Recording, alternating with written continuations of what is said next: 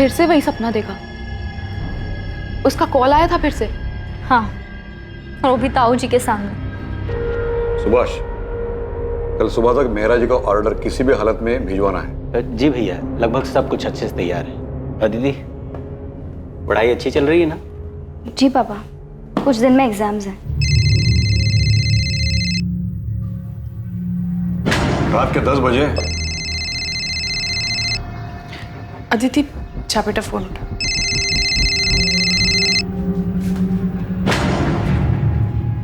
Hello hello. नहीं नहीं नहीं, कुछ नहीं चाहिए हमें। मैंने कितनी बार बोला है, और आप प्लीज इतनी रात को कॉल मत कीजिए। अदिति, 1 महीना हो गया है अब। हर बार नए नए लैंडलाइन नंबर से कॉल्स आ रही हैं। और कितने नंबर ब्लॉक करेगी यार तू? लेकिन सिया। लेकिन क्या अदिति, शक्ल देख अपनी, हवाइयाँ उड़ी हुई हैं। रात को चैन से सो तक नहीं पाती है। ऐसा कब तक चलेगा यार? किसी और से नहीं तो एटलीस्ट अपने पापा से तो शेयर कर। हाँ बिल्कुल, ताकि वो सीधा जाकर ताऊ जी को बता दे, और फिर मेरी पढ़ाई, कॉलेज सब बंद। तो ताई जी को ही बता देना। नहीं बता सकती यार सिया। ताई जी और पापा को कोई बात पता हो और वो ताऊ जी को जाकर ना बताएं, ऐसा हो ही नहीं सकता। घर पे एक सामान यहाँ से वहाँ नहीं होता उनकी मर्जी के बिना। तो समझ नहीं रही यार, ये कमीना कॉलर हो कौन सकता है? मैं बता रही हूँ अदिति, ये कॉलेज का ही कोई लड़का है। सॉरी। क्या यार प्रतीक, 4 आंखें दी उसके बाद भी देख के नहीं चल सकता? I am sorry Aditi. Siya, it's okay Prateek, चुप कर सिया। क्यों डांट रही थी बेचारे को? शेक्सपियर ने कहा है, we know what we are and know not what we may be. मतलब हम खुद को जानते तो हैं, मगर पहचानते नहीं। वक्त और हालात उसे उसकी पहचान देते हैं, क्योंकि हालात की आंधी इंसान के इस बनावटी मुखौटे को उठा देती और उसे खुद से रूबरू कराती। अरे क्लास का समय हो गया, बाकी का ड्रामा क्लास में। चलें? अदिति, तुमने अभी तक अपना असाइनमेंट सबमिट नहीं किया? सर वो तुमने आज तक कभी लेट सबमिशन नहीं किया और इस बार तुम 4 दिन लेट हो। क्या हुआ, कोई प्रॉब्लम है? हाँ सर, एक्चुअली प्रॉब्लम तो है। नहीं नहीं सर, कोई प्रॉब्लम नहीं है। मैं 2 दिन में अपना असाइनमेंट सबमिट कर दूंगी। आर यू श्योर कोई प्रॉब्लम नहीं है? नहीं सर, कोई प्रॉब्लम नहीं है। Sorry for the delay. Okay.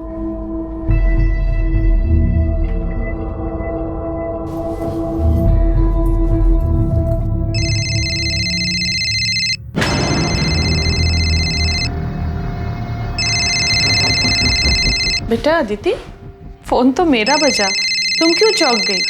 लाओ दो फोन। हेलो, हाँ पार्सल भिजवा दीजिए। हाँ हाँ ठीक है, चलेगा। बेटा अदिति, तो ठीक है ना? हाँ ताई जी, मुझे क्या होना था? तेरे ताऊजी और मैंने तेरी माँ से प्रॉमिस किया था, उन्हें वचन दिया था कि हम तेरा ख्याल रखेंगे। मैं तेरे साथ हमेशा हूं। बस 3 साल पहले इस घर में जो गलती हुई थी वो तुम मत दोहराना। नहीं ताई जी, मैं ऐसा कुछ नहीं करूंगी।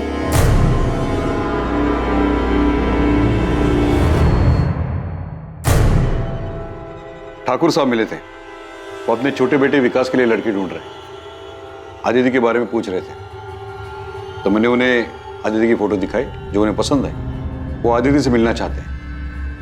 पिछली बार जो कुछ भी हुआ उसके बाद ठाकुर साहब अभी भी अपने बेटे के लिए पिछली बार जो हुआ उसे भूल जाओ ज्योति, जो सामने है उसे देखो। हो सकता है ठाकुर खानदान से हमारा रिश्ता होना लिखा है और रिश्ता खुद चलकर आ रहा है। विकास अच्छा लड़का है, मुंबई में रहता है, अगले हफ्ते कानपुर आ रहा है, मिल लेगा आदित्य से। पर मेरी पढ़ाई, कॉलेज का आखिरी साल है। तो फिक्र मत कर बेटा, तेरे एग्जाम्स के बाद ही तेरी शादी करेंगे।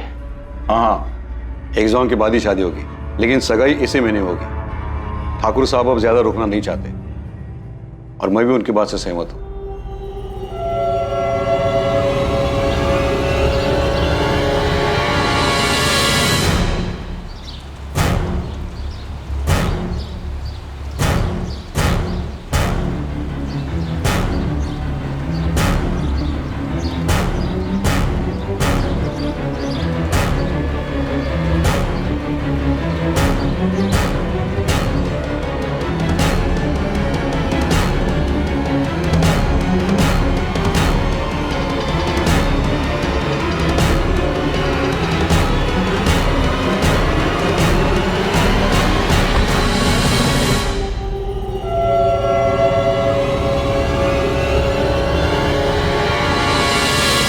तू जानती तो है ताऊ जी के साथ कोई बहस नहीं कर सकता।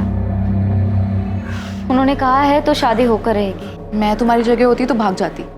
ये सब कहना आसान है, और वैसे भी किस्मत में जो लिखा है वो उससे कौन भाग सकता है। प्रतीक, यहाँ क्या कर रहे हो? सर वो नोटिस। ये नोटिस 1 महीना पुराना है, आप पढ़ रहे हो उसे? तो वो मैंने देखा नहीं था, चलता हूँ सर मैं।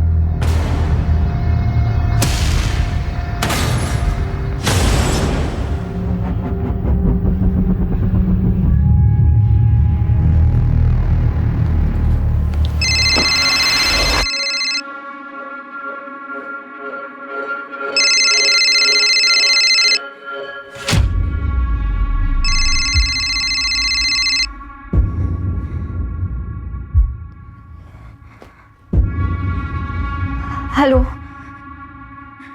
हेलो हेलो, कौन बोल रहा है? कुछ बोलते क्यों नहीं? क्यों परेशान कर रहे हो मुझे? अदिति, तुम सिर्फ मेरी हो। मैं तुम्हारी शादी किसी और से नहीं होने दे सकता। कौन हो तुम? Hello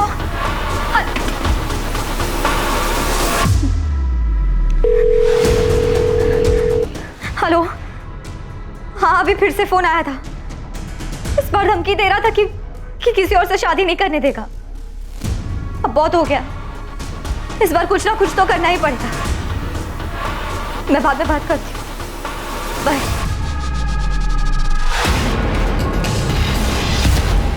horror is the removal of mask, यानी कि अक्सर हर मुखौटे के पीछे की सच्चाई डरावनी होती है। और यह बात काफी हद तक सच है, क्योंकि ज्यादातर लोगों की असल शख्सियत, उनकी मंशा, उनके ऊपरी चेहरे एक मुखौटे के पीछे छिपे रहते हैं। प्लैंक कॉल्स करना, किसी का पीछा करना, गुमनाम संदेशे भेजना, ये सभी अलग अलग तरीके हैं किसी को परेशान करने के, जिनका इस्तेमाल सिर्फ कायर लोग करते हैं, क्योंकि वो सबके सामने अपना असल चेहरा दिखाने से डरते हैं। 22 वर्षीय अदिति रावत भी पिछले 1 महीने से ऐसी ही परेशानी से गुजर रही थी, और काफी दिनों तक नजरअंदाज करने के बाद उस दिन अदिति ने आखिरकार मदद मांगने का फैसला किया। क्या समय रहते अदिति को मदद मिल पाएगी, या फिर उसने मदद मांगने में बहुत देर कर दी?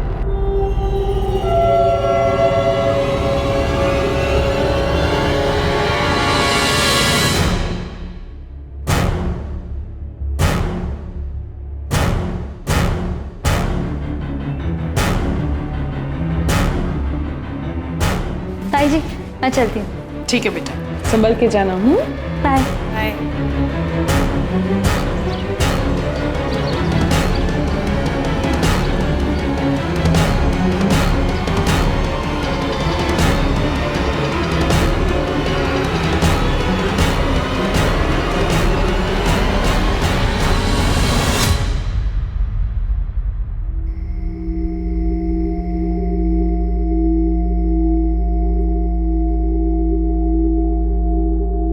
कॉलेज तो 5 बजे ही बंद हो गया था।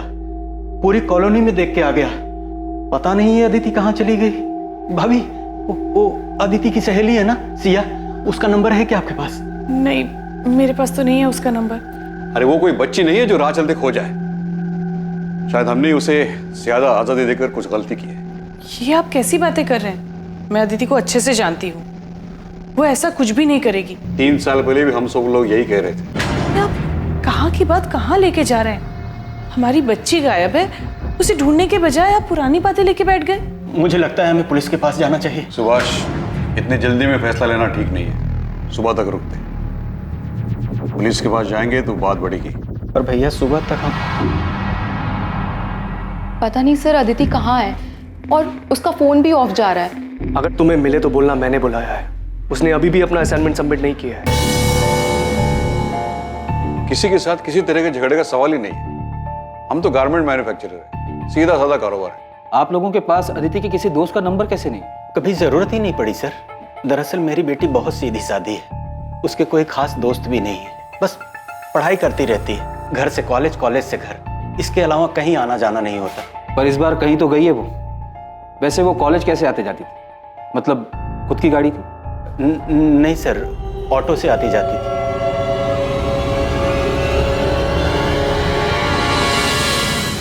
हम अदिति की फोटो आसपास के थानों में भेज रहे हैं। उसके कॉल रिकॉर्ड्स भी मंगवाए, जिससे पता चल जाएगा कि उसने लास्ट बात किससे की। कल 3 सितंबर को अदिति कॉलेज ही नहीं आई थी? जी नहीं, पिछले कुछ दिनों से ना वो थोड़ी सी परेशान लग रही थी। मैंने उससे पूछा भी था कि कोई दिक्कत है, उसने बताया ही नहीं। शायद उसकी दोस्त सिया को पता हो, शायद उसे कुछ बताया हो।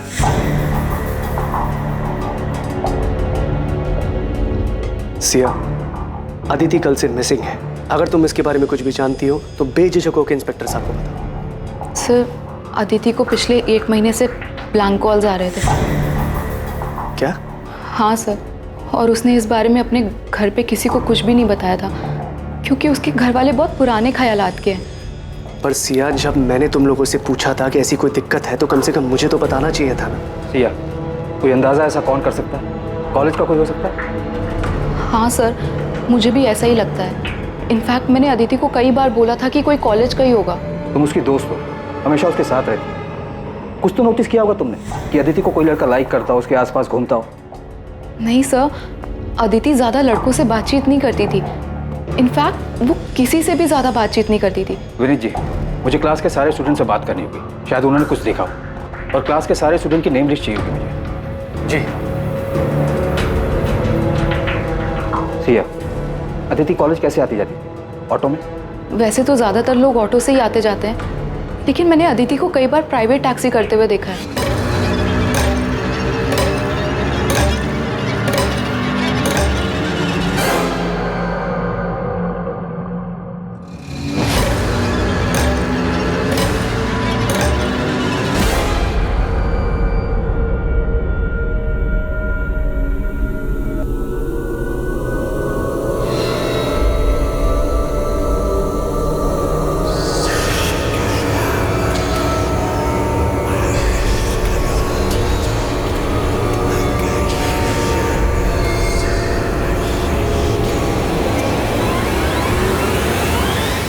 कोई उसे कॉल करके तंग कर रहा था तो उसे हमें बताना चाहिए था। मेरी गलती है, मैं ही शायद उसका ठीक से ध्यान नहीं दे पाया। मैंने देखा था जब भी उसका फोन बजता था वो चौंक जाती थी। मुझे लगा शायद वो अपनी। आप कह रहे थे कि आप अदिति की कॉल रिकॉर्ड्स निकलवाने वाले हैं, उससे कुछ पता चला? कॉल रिकॉर्ड कल तक आएंगे जगमोहन जी। तब तक हम आपके घर के आसपास चलने वाले ऑटो और टैक्सी वालों से बात कर रहे हैं, लेकिन अभी तक अदिति को किसी ने पहचाना नहीं है। वैसे अदिति की फ्रेंड सिया का कहना है कि वो अक्सर प्राइवेट टैक्सी से आती जाती है।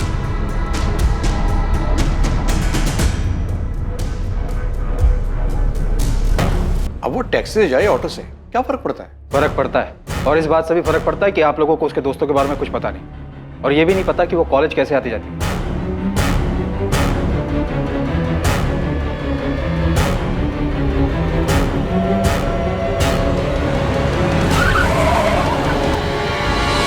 हमारी गलती है, पर वो ब्लैंक कॉलर वाली बात से मुझे बहुत डर लग रहा है। आप प्लीज मेरी बेटी को ढूंढ दीजिए। सर, अदिति राउत के कॉल रिकॉर्ड्स आ गए सर। और सर, अदिति के फोन पे आखिरी कॉल जिस नंबर से आया था वो फिलहाल स्विच ऑफ है, किसी शाहिद बेग का है, और दोनों में काफी बातचीत होती थी सर। शाहिद बेग? लेकिन इस नाम का तो कोई स्टूडेंट अदिति की क्लास में नहीं है। और ये पिंक नंबर किसके? सर, ये 6-7 पीसीओ के नंबर है। इनसे अदिति को लगभग 20-30 सेकंड के कॉल्स आए हैं। पक्का इन्हीं पीसीओ से अदिति को ब्लैंक कॉल किया गया होगा, और शायद इन कॉल्स के डर से ही अदिति ने टैक्सी में आना जाना शुरू किया होगा सर। मुझे इन सारे पीसीओ के एड्रेस चाहिए, जल्द से जल्द।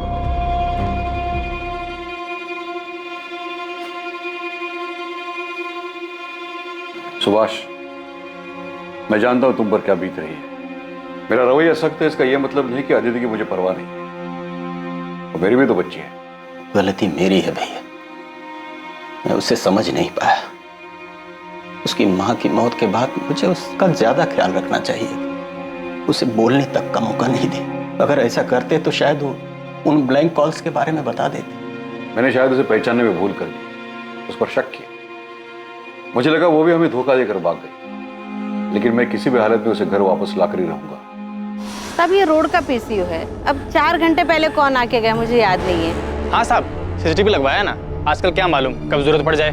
ये तारीख है, इस टाइम के बीच के सारे सीसीटीवी फुटेज चाहिए मुझे सर। 6 पीसीओ में से सिर्फ 2 जगह सीसीटीवी है। और सर, एक पीसीओ से 21 अगस्त को कॉल आया था अदिति को रात को 11:15 बजे, और दूसरे पीसीओ से 31 अगस्त को कॉल आया था रात को 10:35 पर। आई होप हमें वो कॉलर दिख जाए।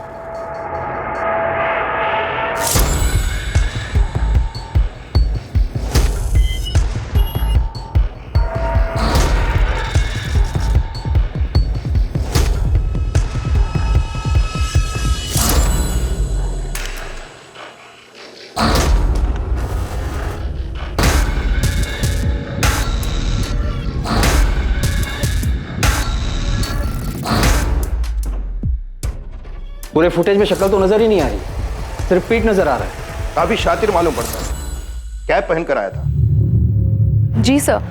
हाँ सर, मैं अभी आती हूँ। ध्यान से देखना सिया, चेहरा नहीं दिख रहा है, पर शायद बॉडी लैंग्वेज से तुम पहचान जाओ।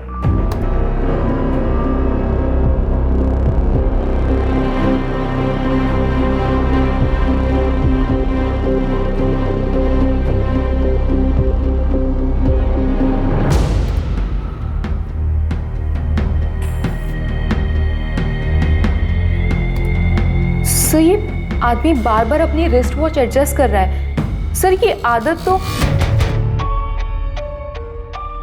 ये आदत हमारे प्रोफेसर विनीत की है। मैं कॉलेज का प्रोफेसर हूँ, कोई सड़क छाप रोमियो नहीं हूँ।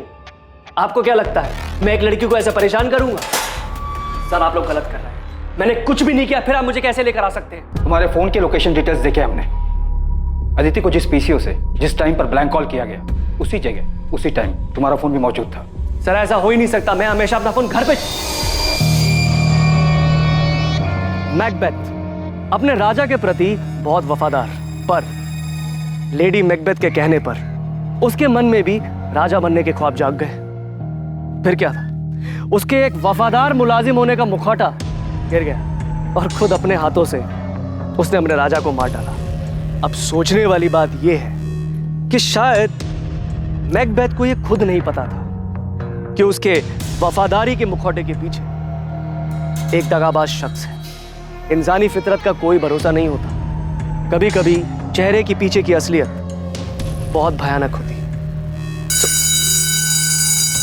क्लास का टाइम हो गया, अगली बार नेक्स्ट एक्ट पढ़ के आइएगा, वो डिस्कस करेंगे। एक्सक्यूज मी सर, मुझे नहीं लगता मैकबेथ ने कोई मुखौटा पहना था। इंसान खुद को ही ना पहचान सके, ऐसा कैसे हो सकता है? मुझे लगता है मैकबेथ ने ये सब उसकी बीवी के प्रभाव में आकर किया था। फाइनली इस क्लास में कोई तो है जो लिटरेचर में दिलचस्पी लेता है, वरना बाकी सब तो उल्लू की तरह ताकते रहते हैं। और रहा ताल्लुक तुम्हारे सवाल का, तो ये सवाल तुम अपने आप से पूछो। पिछले 1 साल में पहली बार तुमने मुझसे आके कोई सवाल किया है? क्या तुमने कभी ये सोचा था कि तुम सामने से आकर मुझसे शेक्सपियर डिस्कस करोगी? शायद ऐसी भी कोई अदिति है जिसे हम क्या तुम खुद नहीं जानती। वो बहुत शांत स्वभाव की थी, बाकियों से बिल्कुल अलग। मैं उसे करीब से पढ़ना चाहता था, जानना चाहता था। उसकी सादगी मुझे भाने लगी थी। वही मीठी आवाज़ सुनने के लिए मैं उसे ब्लैंक कॉल्स किया करता था, मगर कभी हिम्मत नहीं हुई उसे बताने की। फिर इस बीच मुझे पता चला कि उसकी शादी की बात चल रही है। अदिति अभी सिर्फ तू 22 साल की है, इतनी जल्दी शादी कौन करता है? और तूने कुछ बोला नहीं? तू जानती तो है, ताऊ जी से कोई बहस नहीं कर सकता। उन्होंने कहा है तो शादी होकर है। ये सुनकर मुझे बहुत गुस्सा आया। वो ऐसे कैसे किसी और के साथ शादी कर सकती थी? इसलिए उस दिन मैंने उसे कॉल करके पहली बार बात की। अदिति, तुम सिर्फ मेरी हो, मैं तुम्हारी शादी किसी और से नहीं होने दे सकता। तेरी लव स्टोरी में कोई इंटरेस्ट नहीं मुझे।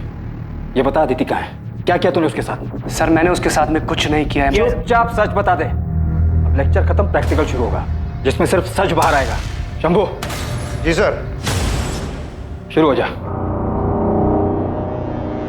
किसी पे भरोसा ही नहीं कर सकते यार। I mean, प्रोफेसर विनीत जैसे पढ़े लिखे लोग ऐसी हरकत कर सकते हैं? हाँ, कौन असल में क्या है ये तो कोई नहीं बता सकता। बेचारी अदिति, एक तो पहले ही उसके घर में इतनी ज्यादा प्रॉब्लम थी, और अब ये ब्लैंक कॉल्स का चक्कर आके उसके सर पड़ गया। तुझे अंदाजा भी नहीं होगा यार कि उसके घर वाले हर बात को लेके कितनी रोक टोक करते थे। मैंने क्या किया पापा? जीन्स पहनने में क्या गलत है? बाकी लड़कियां भी तो पहनती हैं। दुनिया अगर गलत करे तो इसका मतलब ये नहीं है कि उनकी देखा देखी हम भी गलत करें। तो जानती है ना ताऊ जी को, उन्हें ये सब पसंद नहीं है। और आपको पापा? मैं जानती हूँ पापा, नाम सिर्फ ताऊ जी का आता है, पर आपकी सोच भी उनसे कुछ अलग नहीं है। ऐसी बात नहीं है बेटा, हम जिस समाज में रहते। पापा आप भी उन्हीं की तरह हैं, समाज की तरह, जो हर वक्त बस लड़कियों पर पाबंदियां लगाने के लिए और उन्हें हर बात के लिए जिम्मेदार ठहराने के लिए खड़े होते हैं। काश आज माँ जिंदा होती, वो ऐसा कभी नहीं होने देती। अदिति,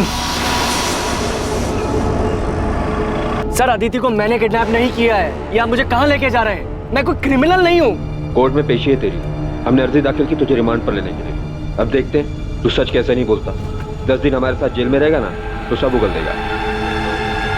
सर एक बात बहुत अजीब है, अदिति रोज एक प्राइवेट टैक्सी में आया जाया करती थी, और यही नहीं, रोज वो टैक्सी एक ही होती थी।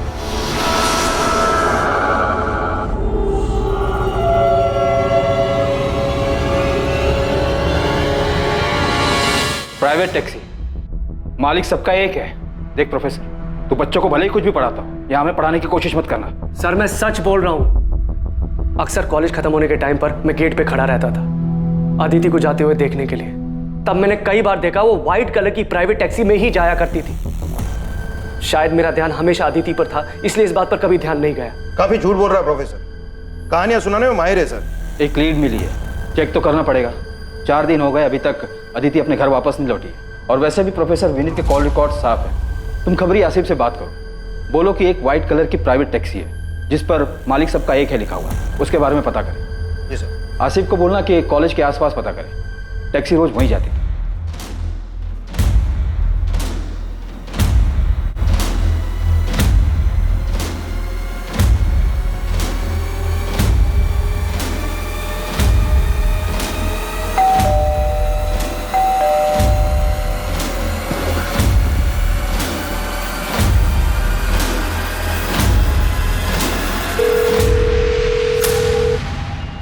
हेलो, आप कहाँ हैं? तुरंत घर आ जाइए। अरे लेकिन हुआ क्या है? जिसका डर था वही हुआ।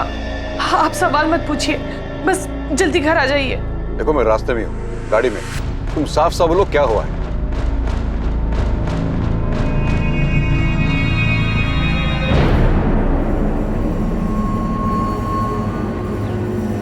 सर ये गंगा शंकर टैक्सी मालिक।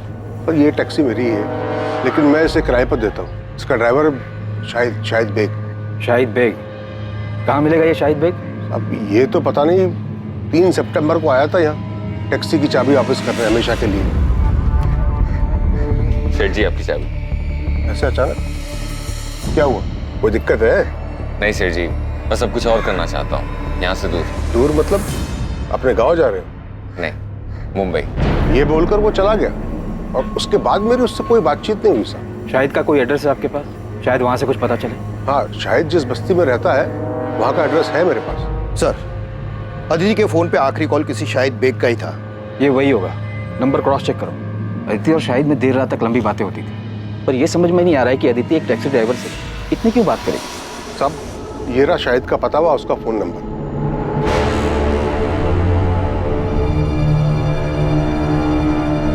ये वही शाहिद बेग है।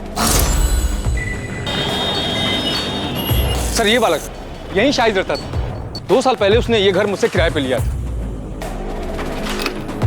आइए सर।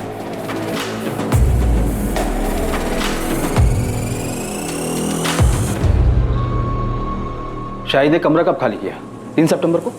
हाँ साहब, उसी दिन किया था। कुछ बताया था उसने? कहाँ जा रहा है? जमुना भाई इस बार दुबई जा रहा हूँ किस्मत आजमाने। ये चल क्या रहा है शाहिद के दिमाग में? सबको अलग अलग जगह बताकर खुद गायब हो गया।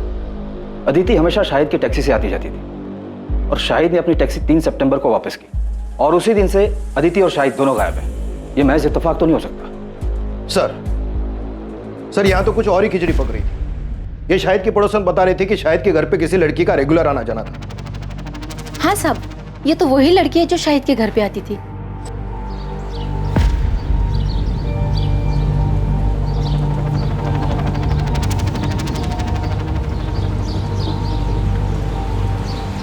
सब ये लड़की का और शाहिद का चक्कर चल रहा था।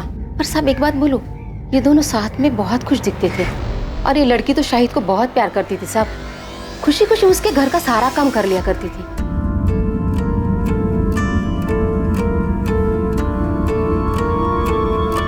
क्या कर रहे हो? कोई देख लेगा तो? तो देखने दो। तुम यहाँ क्या कर रहे हो? बुखार है ना, आराम करना चाहिए। चलो अंदर चलो। अच्छे बड़े घर की लड़की, कॉलेज जाने वाली, अपनी उम्र से काफी बड़े टैक्सी वाले के प्यार में पड़ गई। और इतना ही नहीं, अपना घर छोड़कर उसके साथ भाग भी गई। कुछ ज्यादा फिल्मी नहीं हो गया ये? नहीं पीढ़ी है सर, फिल्मों से सीखते हैं इन लोग। और फिर इस अदिति के घर वाले तो काफी पुराने ख्यालात के हैं। शाहिद के कॉल रिकॉर्ड्स निकलवाओ, और ये सच भी हमें रावत फैमिली को बताना ही होगा। कॉल डिटेल से तो ये लगता है कि अदिति और शाहिद आपस में काफी लंबी लंबी बातें करते, और इतना ही नहीं, अदिति शाहिद के घर भी आ जाया करती। वहाँ के आस पड़ोस के लोगों ने अदिति को कई बार देखा है, इसलिए हमें यकीन है कि अदिति और शाहिद एक दूसरे से प्यार करते थे और इसलिए भाग गए। शाहिद के गांव रायबरेली का एड्रेस मिला है, हम वहां जाकर पता करने की कोशिश। रहने दीजिए, आपकी मदद का बहुत बहुत धन्यवाद। अब उन्हें ढूंढने की कोई जरूरत नहीं है। अदिति खुद हमसे रिश्ता तोड़कर चली गई है। आप तकलीफ मत उठाइए, इस केस को क्लोज कर दीजिए। एक बार अदिति हमें मिल जाए उसके बाद तो ये केस हम क्लोज ही कर देंगे। हम लोगों ने फैसला कर लिया है, हमें उनसे कोई वास्ता रखना नहीं है, और न ही इस केस। जब आप लोग खुद अदिति को नहीं ढूंढना चाहते तो ये केस हम क्लोज कर देंगे।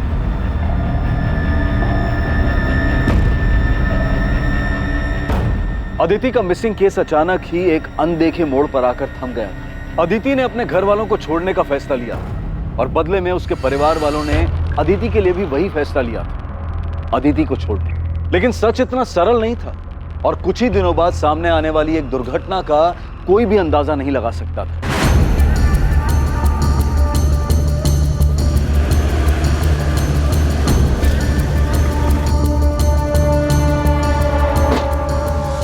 सर इस तरफ आइए, दिखाता हूं आपको।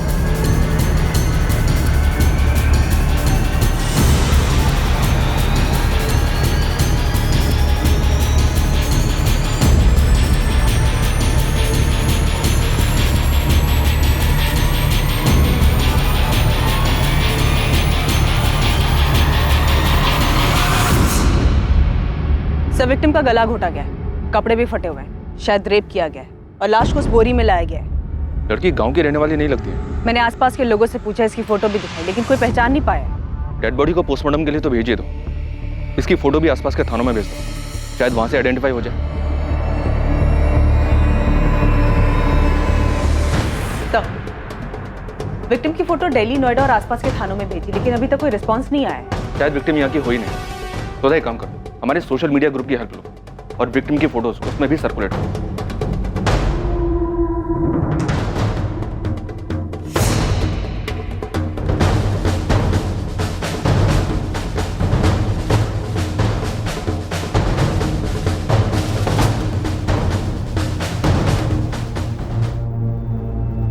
सोनाली, अरे कहाँ हो भाई? लेट हो रहा है यार, मुझे जल्दी लाओ। हाँ बस 5 मिनट, आपका टिफिन रेडी है।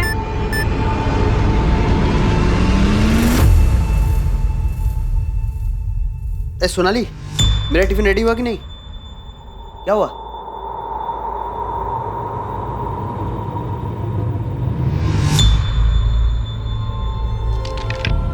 डेथ गला दबाने की वजह से हुई है। रेप? विक्टिम सेक्सुअली एक्टिव थी। अंदरूनी जांच के बाद ऐसा लगता है कि रेप नहीं हुआ है, लेकिन हाँ, हाथ में और पीठ पे जिस तरीके के खरोच के निशान हैं, उससे लगता है शायद जबरदस्ती करने की कोशिश जरूर की गई थी। और जब कोशिश में वो कामयाब नहीं हो पाया तो गुस्से में आकर उसने इसे मार डाला।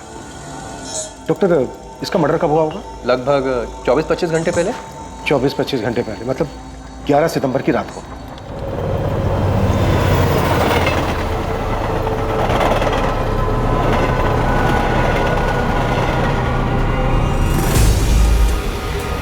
ऐसे नहीं, ऐसे बना, ठीक है? आजा। बस करो भी बतख जैसे मुंह बनाना। ये कपड़े पहन ले सोनाली, तेरे पापा आते ही होंगे। आप आओ, हमारे साथ फोटो खींचो। अरे मैं कहाँ? बैठो यहाँ बैठो। अरे मुझे नहीं आता ये सब। जी, हमारी फोटोज ही नहीं है साथ में। देखो, सिर्फ आपको बस ऐसे करना। कैसे? ऐसे, ठीक है? आओ।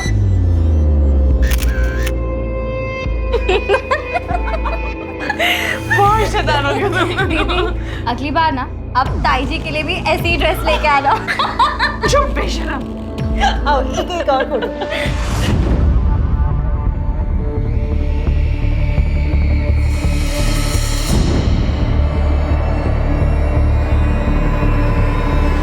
ये मेरे चाचा जी सुभाष रावत की बेटी है सर। हमारा घर कानपुर में है। अदिति वहीं रहती थी। आपने अपनी फैमिली को इन्फॉर्म कर दिया? नहीं सर, हिम्मत नहीं उन्हें फोन करने की। पिछले 3 सालों से कोई बातचीत नहीं है हम लोगों के बीच में, क्योंकि मैंने भागकर भानु से शादी की थी। वो आखिरी बार था। जब मैंने उसे देखा था। आप हमें अपना कानपुर का एड्रेस दे दीजिए और अपने घर वालों के फ़ोन नंबर्स, हम इन्फॉर्म कर देंगे।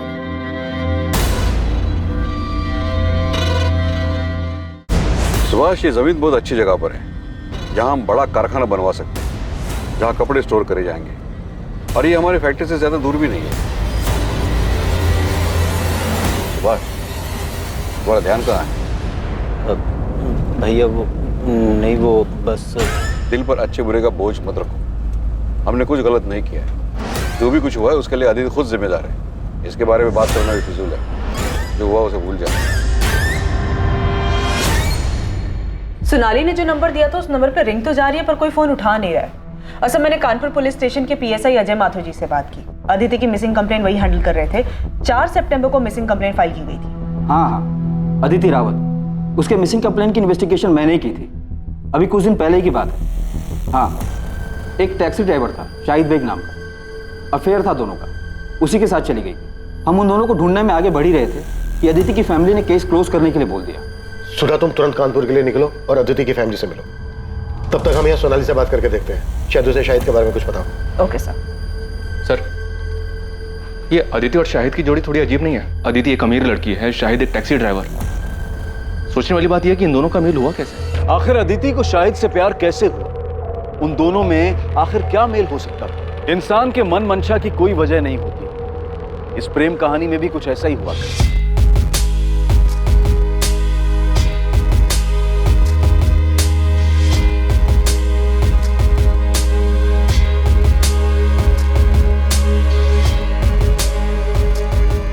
आइए मैडम, बैठिए। नहीं, आप जाइए, मैं ऑटो ले लूंगी। मैडम, आप ऑटो का किराया दे देना। बहुत देर से देख रहा हूँ, दूर दूर तक कोई ऑटो नहीं है। आप ऐसे ही धूप में खड़ी हैं। आपको भी ऑटो का इंतजार नहीं करना पड़ेगा और मुझे भी सवारी मिल जाएगी। बैठिए ना।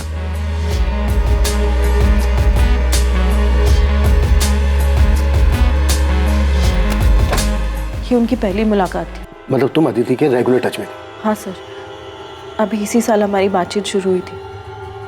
घर से भागने के बाद बड़ी हिम्मत करके मैंने उसे फ़ोन किया था। उसने घर पे किसी से नहीं बताया था कि हम लोगों के बीच में बात होती, क्योंकि मेरे पापा यानी अदिति के ताऊजी बहुत ज़्यादा स्ट्रिक्ट हैं सर, और कोई उनकी मर्जी के खिलाफ जाए ये उनको बिल्कुल पसंद नहीं था। सोनाली, तुमने लव मैरिज की थी, कोई गुनाह नहीं किया था। लेकिन सर, मेरी पापा की नज़रों में ये किसी गुनाह से कम नहीं है। अदिति एक पढ़े लिखे रईस परिवार से थी। ये समझ में नहीं आ रहा है कि वो एक टैक्सी वाले के प्यार में कैसे आ गई। सर, ये बात मुझे भी बहुत अजीब लगी थी। मैंने पूछा भी था उससे सर।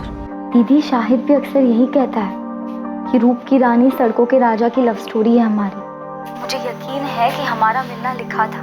और रही बात मजहब जात पात के भेद की, तो मैं ऐसी ओछी बातों में विश्वास नहीं रखती। मैं जात पात की बात नहीं कर रही हूँ अदिति, मैं लोगों के पढ़े लिखे होने के नज़रिए, उनके इंटेलेक्चुअल लेवल की बात कर रही हूँ। तूने कहा था ना कि वो सिर्फ 5वीं क्लास तक पढ़ा है, तो उसे तो तेरी बात भी समझ नहीं आती होगी। तुम लोग बात क्या करते हो आपस में? बातें करने के लिए इंटेलेक्चुअल लेवल की नहीं, बस इंसान में थोड़ी सी दिलचस्पी दिखाना ही काफी होता है। कौन सी किताब पढ़ रही हैं मैडम जी? क्यों? इतने ध्यान से पढ़ रही हैं तो काफी अच्छी ही होगी। The tragedy of Othello with connections. अरे बाप रे, इतना बड़ा नाम। मैं तो ये नाम याद करने गया तो पूरा हफ्ता लग जाएगा।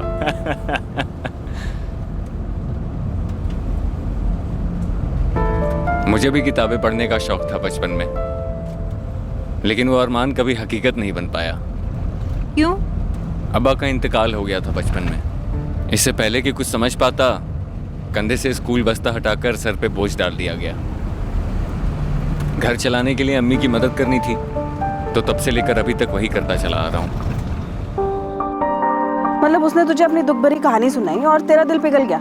मैंने उस पर तरस खाकर उसे पसंद नहीं किया है, बल्कि उसके आने से मुझे पहली बार कोई ऐसा मिला जो बिना किसी मतलब के, बिना किसी उम्मीद के मुझ में दिलचस्पी दिखा रहा है, जो मुझे वक्त देना चाहता है, मुझे सुनना चाहता है। और दीदी, आपको पता है, शाहिद बहुत ही जिंदा दिल इंसान है। ना कुछ हुआ है उसके साथ, मगर फिर भी हंसता रहता है और हमेशा मुझे हंसाने में लगा रहता है।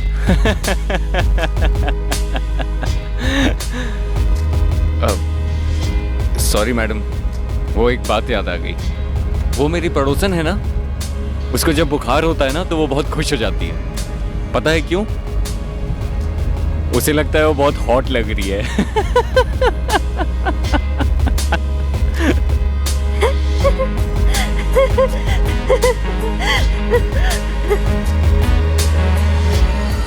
टैक्सी में आते जाते दोनों के बीच प्यार हो गया और बात यहाँ तक आगे बढ़ गई कि दोनों ने भागकर शादी कर ली। सर यही बात मुझे भी परेशान कर रही थी और मुझे नहीं लगा था वो घर से भागकर शाहिद से शादी कर लेगी। क्यों? ऐसा क्या हुआ?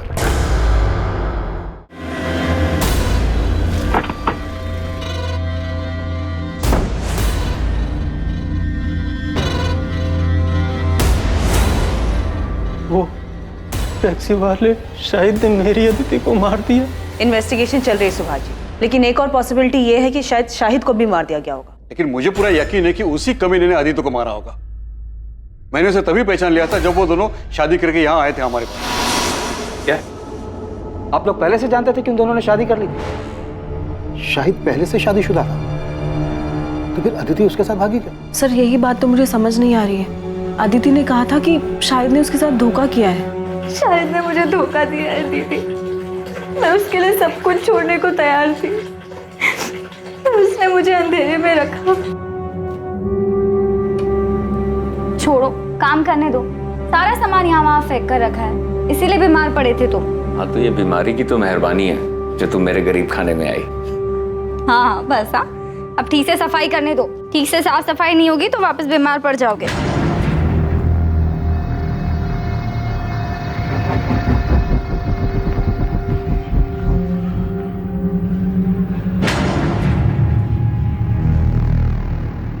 अदिति मेरी बात सुनो, जो तुम सोच रही हो ना वैसा बिल्कुल नहीं है। मुझे कुछ नहीं सुनना। मैंने पहली बार किसी पर भरोसा किया, दिल से सच्चा प्यार किया, और तुमने बदले में मुझे क्या दिया? तुमने मेरा भरोसा तोड़ दिया। अदिति सुनो मेरी बात सुनो। अदिति अदिति पिछले 1 महीने से मेरी अदिति से बात नहीं हो पाई थी सर, इसीलिए इस सब के बाद उन दोनों के बीच क्या हुआ मुझे नहीं पता सर। पर अदिति की बातों से ये जरूर लगता था कि वो शाहिद से बहुत ज्यादा प्यार करती है। कौन सा प्यार? साफ साफ दिख रहा है कि उसने अपनी चिकनी चुपड़ी बातों में अदिति को फंसाया और भगाकर शादी करके ले आया हमारे पास। उसने सोचा कि शादी करेंगे तो हम कुछ बोलेंगे नहीं और वो घर जमाई बन के बैठेगा। कब आए थे यहाँ मिलने के लिए? गायब होने के 5 दिन पहले। मतलब 8 सितंबर को? जी, अदिति आशीर्वाद लेने आई थी शाहिद के साथ। मेरी तो कुछ समझ में नहीं आया, इसलिए मैंने तुरंत इन्हें फोन किया। देखो मैं रास्ते में हूँ, गाड़ी में। तुम साफ साफ बोलो क्या हुआ है? अदिति आई है शादी करके। मुझे तो कुछ समझ ही नहीं आ रहा था कि मैं क्या करूं। अदिति, ये सब क्या नाटक है? क्या चल रहा है? ये कौन है लड़का? जी मैं शाहिद बेग, टैक्सी चलाता हूँ। हम दोनों एक दूसरे से बहुत प्यार करते हैं और नई जिंदगी शुरू करने से पहले आप लोगों का आशीर्वाद चाहते हैं। मैं आपसे वादा करता हूँ कि मैं आपकी बेटी को बहुत खुश रखूंगा। पापा प्लीज एक बार मेरा साथ दे दीजिए पापा। सच में शाहिद से बहुत प्यार करती हूँ। इतना बड़ा कदम उठाने से पहले कम से कम एक बार तो बता देती। तेरे ताऊ जी को पता चला ना तो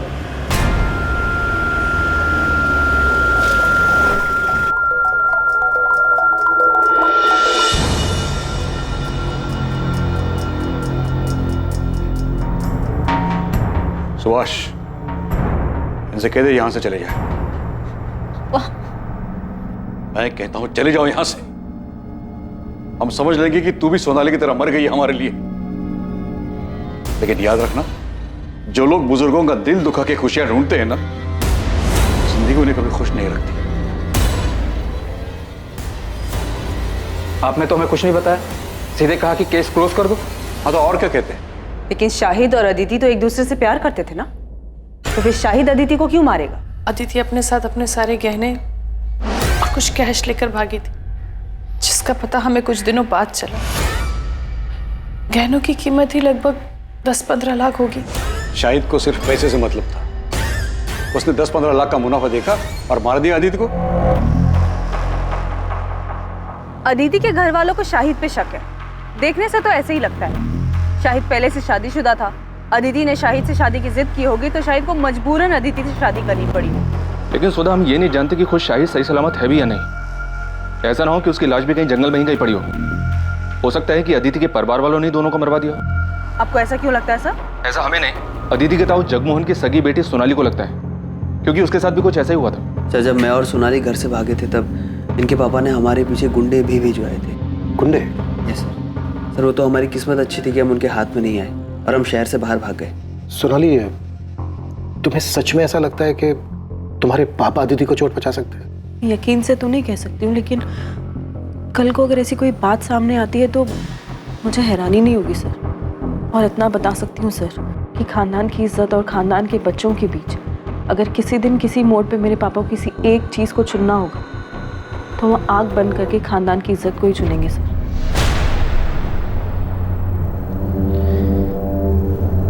अदिति की बॉडी कल सुबह मिलेगी।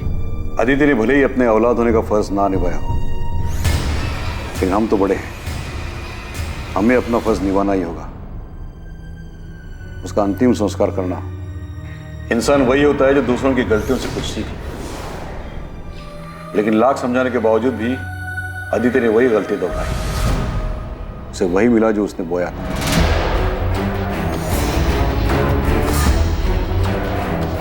अब आप उसे क्यों कोस रहे हैं? वो तो जिंदा भी नहीं है। जिंदा नहीं है क्योंकि उसने परिवार और इज्जत को छोड़कर एक मक्कार का हाथ थामा था। शरीर की गलती थी, उसको सजा मिल गई, लेकिन आत्मा को मुक्ति मिलना बहुत जरूरी है। इसलिए उसका दाह संस्कार करके हमें अपना फर्ज निभाना है।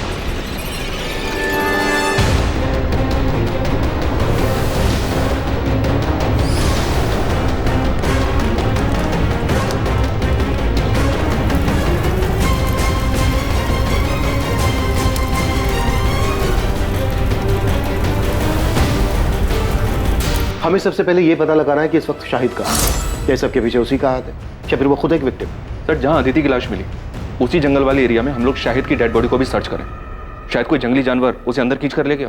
अगर खुद शाहिद मर चुका है तो फिर साफ साफ ये ऑनर किलिंग का केस बनता है, और ये काम अदिति के ताऊ जगमोहन और उसके पिता सुभाष का हो सकता है। शक इसलिए भी हो रहा है क्योंकि जगमोहन की बेटी सोनाली को भी अपने पिता पर भरोसा नहीं है। वैसे इन लोगों के अलावा और किसका काम हो सकता है? प्रोफेसर विनीत, कानपुर के पीएसआई अजय माथुर बता रहे थे इस प्रोफेसर के बारे में। फाइनली इस क्लास में कोई तो है जो लिटरेचर में दिलचस्पी लेता है, वरना बाकी सब तो उल्लू की तरह ताकते रहे। अदिति से एक तरफा प्यार किया करता था, ब्लैंक कॉल भी किया करता था, यहाँ तक कि उसने धमकी भी दी थी अदिति को किसी और से शादी ना करने की। और जब कॉलेज वालों को इसके बारे में पता चला तो उसे कॉलेज से निकाल दिया गया। इस वक्त कहाँ है विनीत? माथुर साहब बता रहे थे कि कॉलेज से निकाले जाने के बाद वो अपने घर में ही बंद। क्या करता बेचारा ओथेलो? प्यार में जलन होना स्वाभाविक है। वो अपने प्यार को किसी और के साथ नहीं देख सकता था, इसीलिए उसने खुद उसको।